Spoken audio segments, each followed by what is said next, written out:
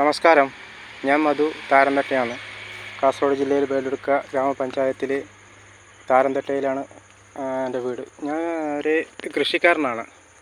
പക്ഷേ ഇപ്രാവശ്യം നമ്മൾ കൃഷി ചെയ്തത് മഴ കൂടുതലായതുകൊണ്ട് ഉൽപ്പാദനം വളരെ കുറവായിരുന്നു. അത് പ്രോബ്ലം ഇല്ലായിരുന്നു നമുക്ക് വിചാരിക്കാം. പക്ഷേ നമ്മൾ ഉണ്ടാക്കുന്ന സാധനം മാർക്കറ്റിലേക്ക് ആർക്കും വേണ്ടാത്തൊരവസ്ഥയിലാണ് ഇപ്പോൾ ഉള്ളത്. ഇപ്പോൾ വിളവ് വളരെ കുറവാണ്. എന്നാൽ നമ്മൾ ഉണ്ടാക്കുന്ന സാധനം മാർക്കറ്റിലേക്ക് കൊടുത്തേക്കാനോ അതിൻ്റെ ഒരു വിപണന കേന്ദ്രമോ നമ്മുടെ ഈ ബേലെടുക്ക പഞ്ചായത്തിലില്ല. നേരത്തെ ഉണ്ടായിരുന്നു, അതിപ്പോൾ നിലവിലില്ല.